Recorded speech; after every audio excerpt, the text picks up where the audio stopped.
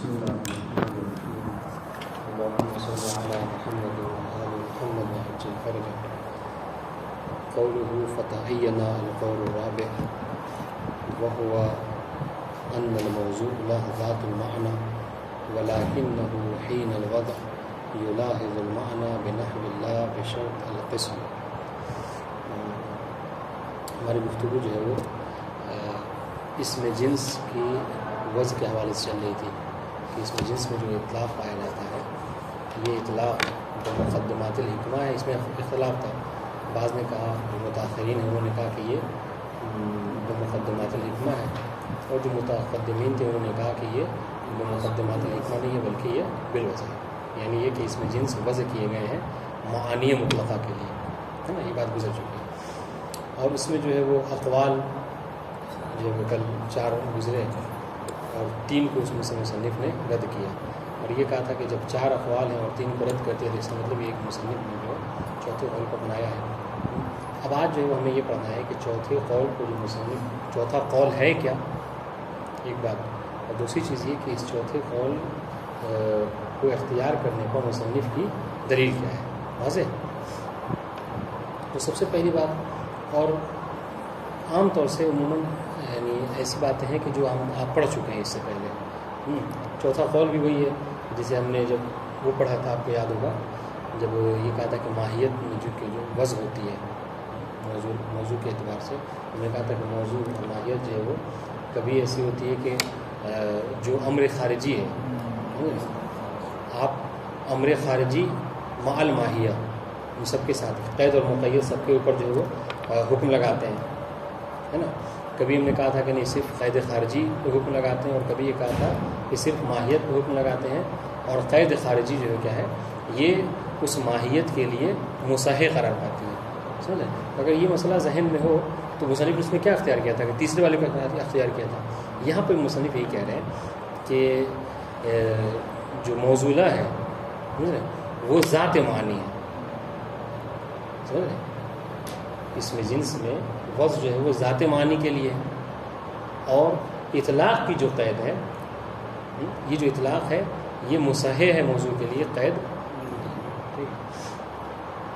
پھر اس کے بعد کہہ رہے ہیں کہ اب یہ جو ہم نے امر خارجی ہے، البتہ یہ ظاہر سی بات ہے، یہ جو اطلاق ہے ایک امر خارجی ہو گیا، چونکہ اگر امر خارجی نہ ہوتا تو وضع کے ساتھ اس کا دخل ہوتا. جب آپ انکار کرتے اس کا مطلب ہے کہ ایک امر خارجی ہے وضع، عفواً اطلاق.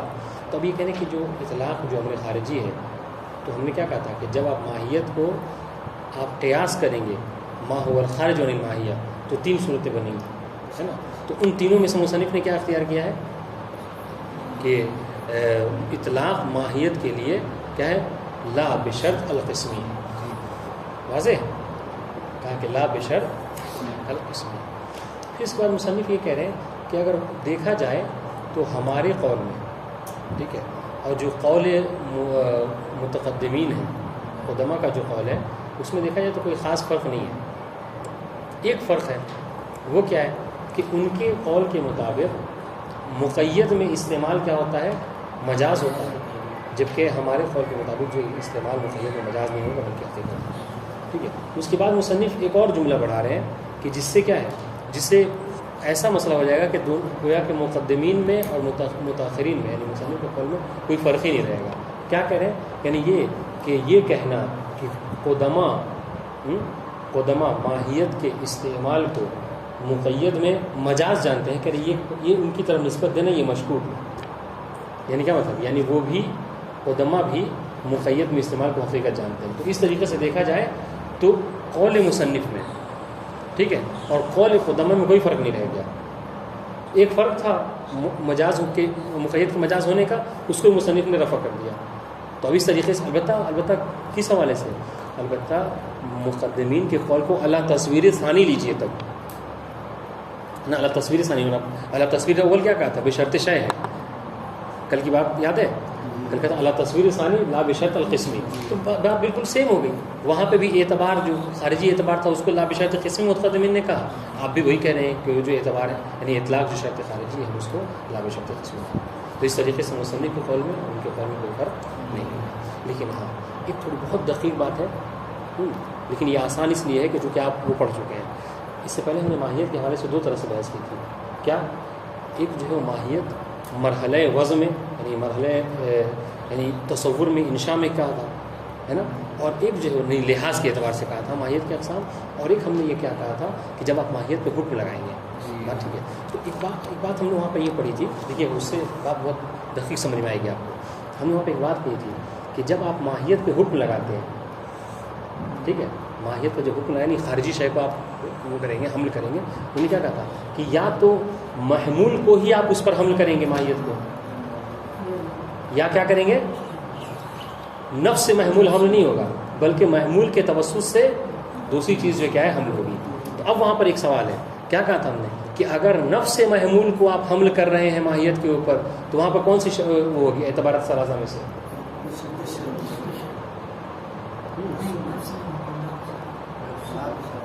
پلٹ کے دیکھیے ایک صفحہ پلٹ کے دیکھیے.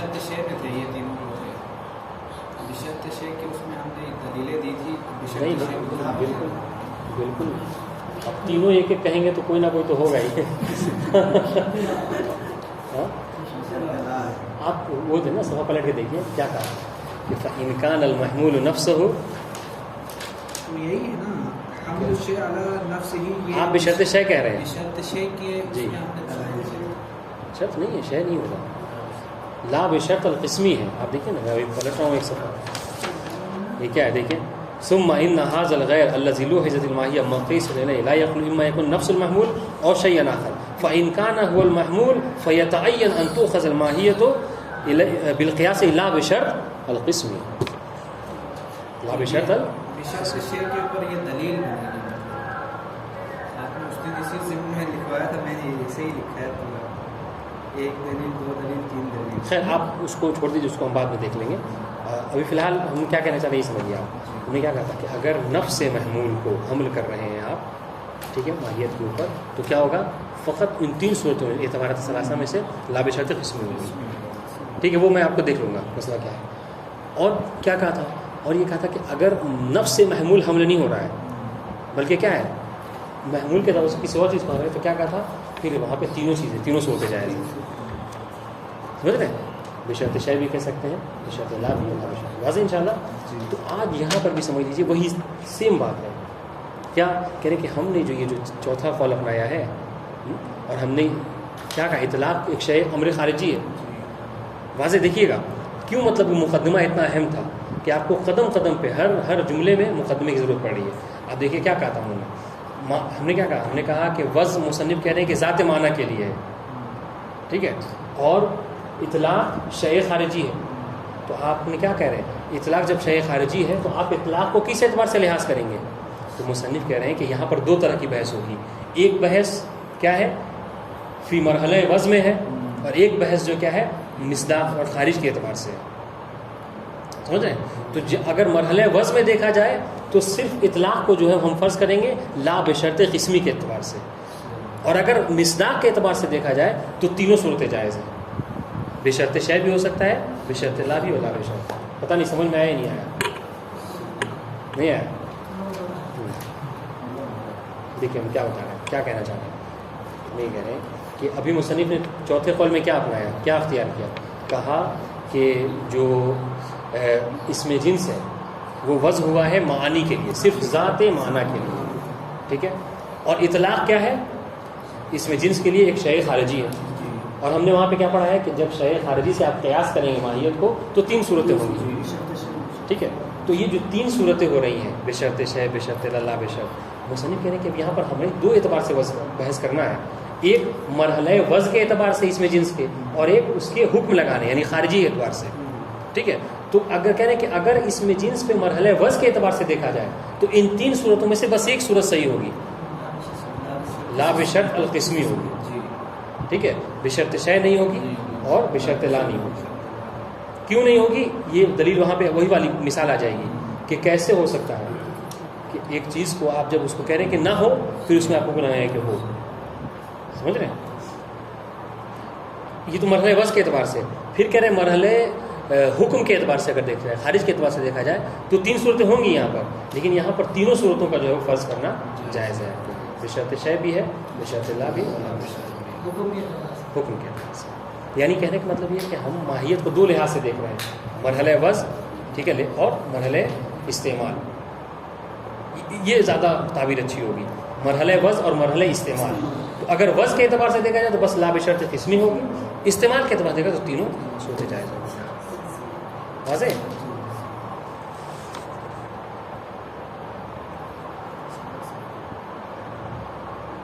عبارت دیکھیں انشاءاللہ مطلب بہت زیادہ واضح ہو جائے گا.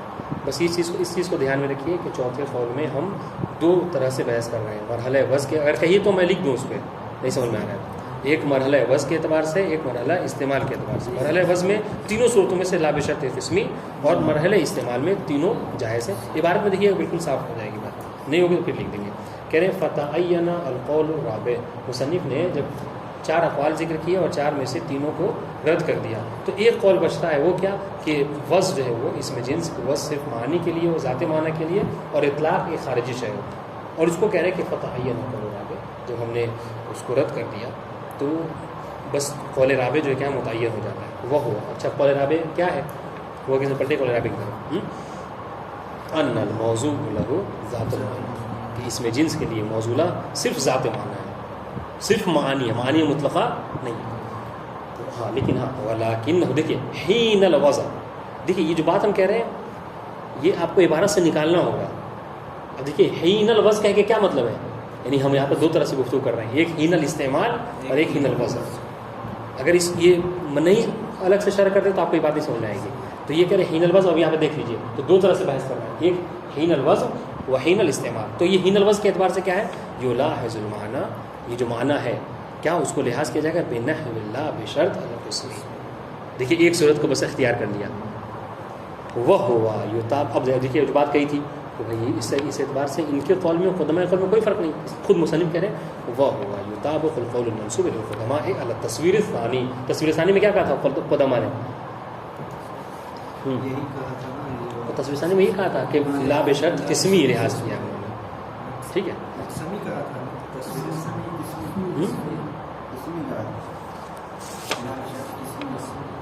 ہم نے کیا تھا نا لا بشرط صرف لکھا ہوا اس پہ، لیکن لا بشرط مراد لا بشرط القسمی. جی واضح.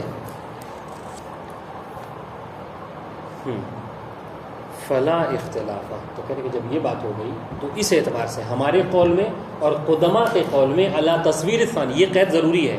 قدماء کے قول مطلقاً لکھیں گے تو سامنے والا ہو سکتا ہے آپ کا نمبر کاٹ دے کہ بھائی اس لیے کہ قدماء کا قول تو دونوں کو شامل ہے، بشرط شے بھی کہتے ہیں آپ، تو وہ تو دونوں ایک نہیں ہوا. مصنف لا بشرط قسمی کہہ رہے ہیں تو آپ یہ قید لگانا ہو کہ مصنف کے قول میں اور قدماء کے قول میں علی تصویر ثانی کوئی فرق نہیں. فلا اختلاف. وَيَقَعُ التَّصَالُحُ بَيْنَ الْقُدَمَاءِ وَالْمُتَأَخِّرِينَ.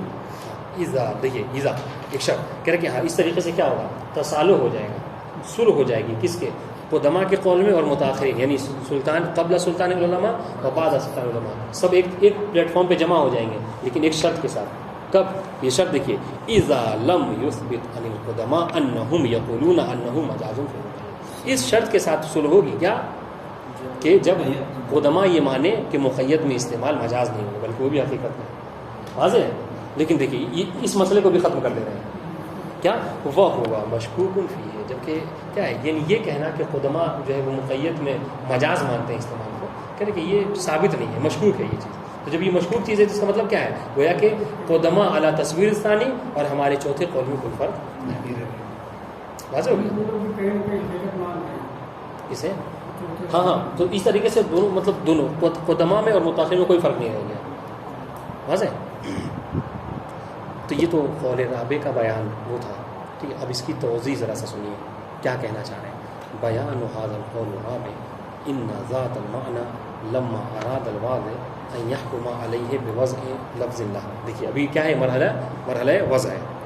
ٹھیک ہے، جب واضح یہ چاہتا ہے کہ ذات معنی کے لیے کسی چیز کو وضع کرے یعنی حکم لگائے. ہم نے کیا کہا تھا؟ الوضع هو الحکم. ٹھیک ہے، فمعناه اس کا مطلب کیا ہوتا ہے کہ انه قد لاحظه مقیسا الى الغیر. اس کا مطلب کیا ہوتا ہے کہ جو واضح ہے وہ کیا کرتا ہے؟ وہ ذات معنی کو مقیس الى الغیر لحاظ کرتا ہے. ٹھیک ہے. اچھا لحاظ کیوں کرتا ہے؟ غیر خارج سے لحاظ کیوں کرتا ہے؟ کیونکہ ہم نے تو یہ کہا ہے کہ یہاں پر بالوزن نہیں بلکہ بالاطلاق ہے، سمجھ رہے ہیں؟ بے مقدمات الحکمہ ہے ہم نے کہا تھا، اس لیے کہ اگر اس کے اندر ذات کے اندر داخل ہوتا تو پھر ماہیت مہملہ ہو جاتی ہے، واضح؟ تو یہ جو اطلاق ہم نے کیا کہا کہ ذات معنی کے لیے وضع اور اطلاق کے خارجی شے ہے، تو اب اس ذات معنی کو اطلاق کی بنسبت کیا کر رہا ہے؟ قیاس کر رہا ہے، واضح؟ ٹھیک ہے. فهو في هذا الحال لا يخرج عن كونه معتبرا بأحد الاعتبارات الثلاثة للماهية. تو اب جب ہم نے دیکھا کہ کیا کرے گا، واضح حین الوضع ماہیت کا لحاظ کرے گا، ٹھیک ہے، ذات معنی کو لحاظ کرے گا ایک شے خارجی پہ. اور ہم نے کیا کہا تھا، جب شے خارجی سے ماہیت کو لحاظ کریں گے تو تین صورتیں وہاں پر جائز ہیں، بشرط شے، بشرط لا، لا بشرط. لیکن اب یہ ایک بات سنیے، وَإِذْ يُرَادُ تَصْرِيَةُ الْوَضْعِ لِذَاتِ الْمَعْنَى بِجَمِيعِ أَطْوَارِهِ وَحَالَاتِهِ وَقُيُودِهِ لَا بُدَّ أَن يُعْتَبَرَ عَلَى نَحْوِ اللَّهِ بِشَرْطِ الْقِسْمِ. اس عبارت میں مصنف دلیل دے رہے ہیں کہ آخر کیا وجہ ہے کہ جب واضح وضع کر رہا ہے تو تین صورتیں جائز ہیں، بشرط شے بھی لا بشرط، تو آخر ان تینوں میں سے لا بشرط قسمی کو کیوں اختیار کیا؟ ہاں دیکھیے گا، یہ آپ کے ذہن میں سوال پیدا ہو رہا ہوگا کہ آخر کیا وجہ ہے جب تینوں صورتیں جائز ہیں واضح کے لیے، تو وضع کیا ہم نے کیا کہا تھا، مرحلہ استعمال میں تھا کہ تینوں میں سے جسے چاہے اختیار کر سکتا ہے، لیکن حین الوضع ہم نے کیا کہا کہ صرف لا بشرط قسمی کو اختیار کرے گا، بشرط شے نہیں کر سکتا، بشرط لا نہیں کر سکتا. واضح کیوں نہیں کر سکتا؟ اس کی دلیل مصنف یہ دے رہے ہیں، اس لیے کہ مصنف جب وضع کرنا چاہ رہا ہے، ٹھیک ہے، تو وضع کر کے مصنف کیا کہنا چاہتا ہے، وہ تو ذات، دیکھیے غور کیجیے گا، ذات معنی کو وہ تو ایک اطلاق کے لیے وضع کر رہا ہے، ٹھیک، اطلاق کے لیے وضع کر رہا ہے. اور اطلاق میں کیا ہوتا ہے، اطلاق میں عموم ہوتا ہے، شمول ہوتا ہے نا، عمومیت پائی جاتی ہے، شمولیت پائی جاتی ہے، وسعت پائی جاتی ہے. تو بھائی جب وسعت پائی جاتی ہے اطلاق میں تو آپ کو وسعت بخشنے کے لیے آپ بشرط شے کا لحاظ نہیں کر سکتے، ٹھیک ہے. مثال سنیے، واضح کیا کرنا چاہ رہا ہے، انسان کو وضع کرنا چاہ رہا ہے حیوان مفترس کے لیے، ٹھیک ہے، انسان کو وضع کرنا چاہ رہا ہے حیوان مفترس، جو انسان کا معنی ہے حیوان مفترس، ٹھیک ہے. تو وہ کیا کرے گا، تو وہ اس کے پاس تین صورتیں ہیں، یا تو حیوان مفترس کے ساتھ شرط کا لحاظ کرے گا، یعنی کیا مطلب، یعنی میں نے لفظ انسان کو وضع کیا ہے ایسے حیوان مفترس کے لیے بشرط العلم. تو یہ کون سی وہ صورت ہو گئی تینوں میں سے؟ جی احسن تم، ٹھیک ہے، بشرط شے ایک صورت. دوسری صورت اس کے پاس کیا ہے کہ یہ کہے کہ وضعت لفظ الانسان، ٹھیک ہے، لعدم بشرط عدم کونہ جاہلا لحیوان مفترس، یعنی یہ کہے کہ میں وضع کر رہا ہوں لفظ انسان کو ایسے حیوان ناطق کے لیے کہ جو جاہل نہ ہو. تو یہ کیا ہو گیا، بشرط لا ہو گیا، ٹھیک ہے، بشرط لا ہو گیا. کیوں؟ اس لیے کہ عدم کی شرط لگا رہا ہے، عدم کی شرط لگا رہا ہے، واضح، ٹھیک ہے. تو اب دیکھیے، اب ان دونوں میں عمومیت ہے یا خصوصیت ہے، یہ بتائیے. پھر خصوصیت ہے، کیوں؟ اس لیے کہ جب آپ نے یہ کہا بشرط شے، یعنی ایسے انسان کے، ایسے حیوانات کے لیے کہ جس کے اندر علم ہو، تو اس کا مطلب کیا ہے کہ جاہل کو نہیں چاہ رہا، تو خصوصیت ہے. اچھا، دوسری صورت آئیے، کیا کہا ایسے انسان کے لیے وضع کر رہا ہوں کہ جو جاہل نہ ہو، مطلب کیا ہے، صرف عالم کو چاہتا ہے، تو اس کے اندر بھی کیا ہے، خصوصیت ہے. لیکن ہم نے تو اطلاق میں کیا لحاظ کیا ہے کہ وسعت ہو. تو اب یہ کریں، اگر وسعت چاہیے کیا کہ تمام جتنے قیود ہیں، جتنے شرائط ہیں، سب کو شمول کرنا ہو، تو اس کو کیا کہنا ہوگا، اس کو یہ کہے کہ یہ کہہ کے خاموش ہو جائے کہ میں نے لفظ انسان کو وضع کیا ہے حیوان ناطق کے لیے. اب یہ کہے کہ خاموش ہو گیا تو مطلب کیا ہے، اب یہ حیوان ناطق عالم کو بھی شامل ہے، جاہل کو بھی شامل ہے، مومن کو بھی شامل ہے، کافر کو بھی شامل ہے. واضح ہے؟ تو اس لیے کہہ رہے ہیں کہ اب اگر واضح ہی الوضع یہ چاہتا ہے کہ تصریت الحکم، تصریت الوضع یہ چاہتا ہے، یعنی تصریح یعنی سرایت کرنا، یعنی یہ چاہتا ہے کہ یہ سرایت کر جائے تمام قیود کو، تمام شرائط کو، تو بس اس کے پاس ایک راستہ ہے عمومیت بخشنے کے لیے، وسعت بخشنے کے لیے، کیا کہ وہ لا بشرط قسمی کا ہے، یعنی لا بشرط کا ہے. اس لیے کہ جہاں بشرط شے کہے گا تو تمام قیود و شرائط جو جائز وہ نہیں، شامل نہیں ہوں گے. جہاں بشرط لا کہے گا تمام قیود، اور ہمیں کیا کرنا ہے، وضع کرنے وقت ہمیں اطلاق کو لحاظ کرنا ہے. سمجھے، یہ دقت ہے، بہت زیادہ دقت ہے. دیکھیے اب عبارت دیکھیے، اگر یہ مطلب سمجھے تو یہ عبارت دیکھیے بہت آسانی سمجھ آئے گی. نہیں، حیوان ناطق مطلب وہ ایسے ہو سکتا ہے کہ نکل گیا ہو منہ سے، نہیں، یعنی کہنے کا مطلب ہے حیوان ناطق کے، جی جو انسان کا معنی ہے، انسان کا حیوان مفترس نہیں ہے.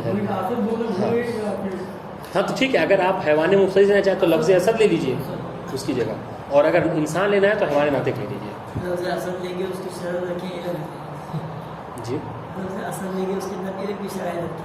نہیں، تب علم بھی نہیں رکھیں گے، پھر وہاں پہ کچھ اور وہ رکھ لیں گے، مثلا یعنی بچہ نہ ہو، یعنی بڑا ہو، اس طرح کی شرائط رکھ سکتے ہیں. ٹھیک ہے، اہم چیز ہے کہ مسئلہ آپ کو واضح ہونا چاہیے. ٹھیک ہے، اب دیکھیے تو کہہ رہے کہ تینوں صورتیں جب واضح ایک ماہیت خارجیہ سے قیاس کر رہا ہے ماہیت کو، تو تینوں صورتیں جائز ہیں. وَإِذْ يُرَادُ تَصْرِيَةُ الْوَضْعِ لِذَاتِ الْمَعْنَى بِجَمِيعِ أَطْوَارِهِ. اب جمیع اطوار کیا یعنی عالم جاہل سب کو، مومن کافر سب کو. ہاں وحالاتہ وقیودہ، تو کیا ہوگا؟ لا بد ان یعتبر علی نحو اللہ بشرط القسم. عبارت سمجھ میں آ گئی؟ ولا منافات بین کون الموضوع له ذات المعنى وبین کون ذات المعنى ملحوظا فی مرحلۃ الوضع بنحو اللہ بشرط القسم.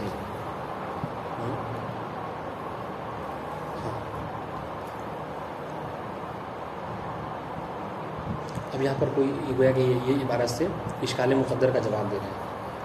اشکال مقدر ہو سکتا ہے کوئی سوال کرے، اشکال کرے مصنف پہ کہ حضور آپ کیا کہہ رہے ہیں؟ آپ یہ کہہ رہے ہیں کہ وضع جو ہے واضح نے کس کے لیے کیا ہے؟ ذات معنی کے لیے. ٹھیک ہے، ذات معنی کے لیے وضع کیا ہے. اور پھر کیا کہہ رہے ہیں؟ پھر کیا کہہ رہے ہیں کہ جب لحاظ کی بات آئے گی تو لا بشرط قسمی کو لحاظ کر لے گا. تو ان دونوں میں تو منافات ہو گیا. لا بشرط قسمی کہنے کے لیے آپ کو کیا ہوگا؟ آپ کو قیاس کرنا ہوگا ایک شے خارجی کا. جب تک شے خارجی کا قیاس نہیں، لا بشرط قسمی، ان تینوں میں سے کسی کو نہیں لحاظ کر سکتے. اور وضع آپ کیا کر رہے ہیں؟ صرف ذات معنی کو. تو ان دونوں میں تو منافات ہے. یہ کیسے ہو سکتا ہے کہ قیاس بھی کر رہا ہے ہاں شے خارجی کا، اور جب وضع کی بات آ رہی تو ذات معنی کے لیے کر دے رہا ہے؟ یہ اشکال سمجھ میں آ گیا؟ مصنف اسی کا جواب دے رہے ہیں کہ ان دونوں میں کوئی منافات نہیں ہے. کیوں؟ اس لیے کہ جو شے خارجی ہے اس کو اس نے کیا کیا ہے؟ اس کو اس نے لیے دخالت نہیں قرار دی ہے، اس کو اس نے لیے قید نہیں قرار دی، بلکہ کیا ہے؟ مصحح قرار دی. وہی جواب دیں گے. دیکھیے کہہ رہے ولا منافات بین کون الموضوع ذات المعنی، اس میں اس بات میں ذات معنی میں وبین کون ذات المعنی ملحوظا فی مرحلۃ الوضع بنحو لا بشرط القسم. ان دونوں میں منافات سمجھ میں آ رہا ہے؟ نہیں سمجھ میں آ رہا ہے؟ جی منافات کیسے نہیں ہے؟ منافات تو ہے نا. اگر آپ کسی چیز کو وضع کر رہے ہیں صرف ذات معنی کے لیے، تو اس کا مطلب کیا ہے کہ آپ کو الگ سے قیاس کرنے کی ضرورت نہیں ہے. آپ کو شے خارجی کے لیے قیاس کرنے کی ضرورت نہیں ہے جب آپ کو جس سے ماہیت مغالہ نہ ہوتا ہے نا. اگر مثال میں اگر ہم کو انسان کو حیوان مفترس کے لیے ہی وضع کرنا ہے تو ہمیں کیا ضرورت ہے کہ ہم عالم جاہل کاتب شاعر ان سب کا لحاظ کریں؟ ہمیں حیوانات کے علاوہ کسی کو لحاظ کرنے کی ضرورت نہیں ہے کہ نہیں؟ کیونکہ ہم کو تو وضع کس کے لیے کرنا ہے؟ ذات معنی کے لیے. ٹھیک ہے، ہم اپنی مثال میں آ جائیں. ہمیں اس میں جنس کو وضع کرنا ہے بس اس کے معنی کے لیے، تو ہمیں کیا ضرورت ہے کہ ہم اطلاق کا لحاظ کریں، اطلاق کا تصور کریں، اطلاق کے بنسبت قیاس کریں. واضح؟ اور تو یہ ایک صورت ہے. یعنی کیا مطلب؟ اگر ذات معنی کے لیے وضع کرنا ہے تو ہم کو شے خارجی کا قیاس نہیں کرنا ہے. ایک بات. دوسری صورت کیا ہے کہ اگر ہم کو ان اعتبارات ثلاثہ میں سے کچھ کہنا ہے، چاہے بشرط شے ہو، لا بشرط ہو، کہ تو ہمیں کیا کرنا ہوگا؟ ایک شے خارجی کا لحاظ کرنا چاہیے. اس لیے کہ جب تک ہم شے خارجی کا لحاظ نہیں کریں گے اس وقت تک ہم یہ نہیں کہہ سکتے کہ اس میں بشرط شے پایا جاتا ہے یا بشرط لا پایا. واضح انشاءاللہ. تو اب کیا کہہ رہے ہیں؟ تو ان دونوں میں تو منافات ہو گیا کہ کیا کیا انہوں نے. آپ کیا کہہ رہے ہیں؟ آپ نے جو اختیار کیا ہے قول، اس میں یہ ہوا کہ واضح نے حین الوضع لحاظ کیا کیا ہے؟ مقیس کیا ہے الغیر، ایک امر خارج کا قیاس کیا ہے، اور امر خارج کا قیاس کر کے اس نے وضع کس کے لیے کر دیا؟ صرف ذات معنی کے لیے. ہم نے مثال جو دی ہے انسان کے ساتھ حیوان مختلف، حیوان ناطق کے ساتھ اس نے کیا کیا؟ عالم کا بھی یا کاتب ہونے کا بھی لحاظ کیا. لیکن جب وضع کی بات آئی تو صرف کیا کیا؟ انسان کا معنی صرف حیوان ناطق کا خاموش ہو. ایک ابس کام ہے. ضرورت کیا ہے؟ جب آپ کو حیوان ناطق کے لیے ہی وضع کرنا تھا تو ناطق اور شاعر اور کاتب کا قیاس کرنے کی ضرورت کیا تھی؟ تو یہ منافات پایا جا رہا ہے. واضح انشاءاللہ. مصنف یہ کہہ رہے ہیں کہ اس میں کوئی منافات نہیں پایا جاتا ہے ان دونوں میں. ٹھیک ہے، اب دلیل سنیے کیوں منافات نہیں پاتے. لأن هذا اللحاظ والاعتبار الذهني صرف طریق الى الحکم علی ذات المعنی وهو المصحح للموضوع. کیوں؟ اس لیے کہ یہ جو اعتبار ثلاثہ ہیں، سمجھ رہے ہیں، یہ جو اعتبار ہیں جو ہم نے اور خاص طور سے اعتبار ثلاثہ میں سے ہم نے اختیار کیا ہے لا بشرط قسمی، یہ کیا ہے؟ یہ ایک ذہنی اعتبار ہے. صرف و طریق الی الحکم، یہ صرف ایک طریقہ ہے، ایک راستہ ہے کیا حکم لگانے کے لیے. کس کے اوپر؟ ذات معنی کے اوپر. اور کیا ہے؟ اور یہ وہی جو اس سے پہلے کہا تھا کہ تصور مثال دی تھی کہ اور یہ اس طریقے سے ہے کہ یہ مصحح ہے حکم لگانے کے لیے، وضع کرنے کے لیے، کہ اگر یہ نہ ہو تو آپ اس کو حکم نہیں لگا سکتے. وحین، اب تو یہ بات ختم ہو گئی. اب آئیے وحین الاستعمال. تو یہ تو وحین الوضع کی بات تھی، تو تین میں سے ایک کو اختیار کیا. وحین الاستعمال فی ذات المعنی لا یجب ان یکون المعنی ملحوظا بنحو لا بشرط القسم. لیکن جہاں تک استعمال کی بات ہے، وضع کا مرحلہ ختم ہو گیا. اب آپ کو کیا کرنا ہے؟ جب وضع ہو گیا، ٹھیک ہے، ذات معنی کے لیے، اب آپ کو استعمال کرنا ہے. تو کہہ رہے ہیں مرحلے استعمال میں آپ اختیار ہے، آپ چاہیں تو بشرط شیء قرار دے دیں، بشرط لا قرار دے دیں. کیوں؟ اس لیے کہ استعمال کیا ہوتا ہے؟ ہمیشہ استعمال جز میں ہوتا ہے، استعمال ہمیشہ کل میں نہیں ہوتا ہے. اور جب کسی چیز کو آپ استعمال کر دیتے ہیں تو وہ خاص ہو جاتا ہے. سمجھ رہے ہیں؟ دیکھیے کہ وحین الاستعمال فی ذات المعنی لا یجب ان یکون المعنی ملحوظا بنحو لا بشرط القسم لا بشرط بل یجوز ان یعتبر بأی اعتبار کان ما دام الموضوع له ذات المعنی. جب ہم نے یہ لحاظ کر دیا کہ موضوع فقط ذات معنی ہے، تو استعمال کی جو اعتبار ثلاثہ میں سے جس قسم کو چاہے وہ اختیار کر سکتا ہے. فیجوز فی مرحلۃ الاستعمال ان یقصر النظر عن نفسه ویلحظه بما هو. تو ایک صورت یہ، چاروں صورتیں جائز ہیں. ایک صورت یہ ہے کہ صرف کیا کرے؟ ذات معنی کو لحاظ کرے. تو کون سی قسم ہو جائے گی؟ یعنی اس کے ساتھ یعنی غض نظر عن قطع ما عدا، تو پھر کیا ماہیت مہملہ، اس کو بھی وہ کر سکتا ہے. ایک بات. ویجوز ان یلحظ بقیسا الی الغیر، اور پھر کیا کرے؟ اس کے لیے جائز ہے کہ مرحلہ استعمال میں مقیس الی الغیر کرے اور عہد اعتبارات ثلاثہ میں سے جس کو چاہے اختیار کر لے. وملاحظۃ ذات المعنی بنحو لا بشرط القسم حین الوضع تصحیحا له لا توجب ان تكون قید الموضوع. تو ابھی بات یہ نہیں. اور جہاں تک ہم نے یہ کہا کہ حین الوضع صرف ایک راستہ ہے اس کے پاس کہ لا بشرط قسمی کو اختیار کرے، کہا کہ یہ کیا ہے؟ یہ مقید نہیں ہے بلکہ مصحح ہے. واضح؟ وعلیہ فلا یکون الموضوع له موجودا ذہنی. بس اس بنا پر یہ جو موضوع ہے یہ موجود ذہنی نہیں ہوگا. اذا کان له اعتبار لا بشرط القسم حین الوضع، جب حین وضع اس کو لحاظ کرے گا لا بشرط قسمی کا، تو کیا ہوگا؟ یہ موجود ذہنی نہیں ہوگا. کیوں؟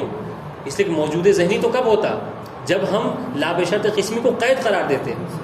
ہم تو اس کو لا بشرطی کو قید نہیں کراتے. ہم بار بار اس بات کو تکرار کر رہے ہیں کہ ہم اسے مصحح قرار دیں. لأنه ليس الموضوع هو المعتبر بما هو. دیکھیں اس لیے کہ موضوع کیا ہے؟ موضوع معتبر بما هو معتبر نہیں ہے. سمجھ رہے ہیں؟ یعنی صرف ذات نہیں ہے، بل ذات المعتبر، بلکہ ذات معتبر اس لحاظ سے ہے کما ان. یعنی دیکھیے اس والے جو اگر یہ کہیں، یہ اگر کوئی بس اس جملے سے آپ کو کہے گا اس جملے کو آپ شرح کرنا ہے، تو اس میں کیا کہیں گے آپ؟ لأنه ليس الموضوع هو المعتبر بما هو معتبر. اس کا مطلب کیا ہے؟ اس جملے میں قید داخل ہے یا خارج ہے؟ یہ بتائیے. اگر سمجھ رہے ہیں تو مطلب یہ عبارت واضح ہونی چاہیے. یہ جو جملہ کہہ رہے ہیں لأنه ليس الموضوع هو المعتبر بما هو معتبر، اس جملے کی نسبت کیا ہے؟ قید داخل ہے خارج ہے؟ یعنی ہم نے مسلم نے کہا حین الوضع لا بشرط قسمی ہے، تو ہم کہہ رہے ہیں کہ یہ حین الوضع لا بشرط قسمی اس عبارت کے اعتبار سے داخل ہے یا خارج ہے؟ سوال سمجھ میں آیا یا نہیں آیا؟ پہلے سوال سمجھیے ہم کیا کہنا چاہ رہے ہیں. ہم نے یہ کہا کہ حین الاستعمال آپ کے لیے ماہیت مہملہ کے اعتبار سے بھی استعمال جائز ہے، اور جو تینوں اعتبارات ثلاثہ وہ بھی جائز ہے. حین الوضع ہم نے کیا کہا کہ ان تین اعتبارات میں سے ایک اعتبار کا ضروری ہے آپ کو قیاس کرنا، ٹھیک ہے، کسی ایک کے اعتبار سے. اور ہم نے کیا کہا تھا کہ ان میں سے لا بشرط قسمی ہے، چونکہ آپ کو عمومیت بخشنی ہے، وسعت بخشنی ہے. تو اب یہ کہہ رہے ہیں کہ اور یہ جو ہم لا بشرطی کا قسمی کا جو لحاظ کر رہے ہیں یہ کیا ہے؟ یہ مصحح ہے، مقید نہیں ہے، موضوع کے لیے قید نہیں ہے. تو اب یہ کہہ رہے ہیں دیکھیے لأنہ دلیل کس بات کی ہے؟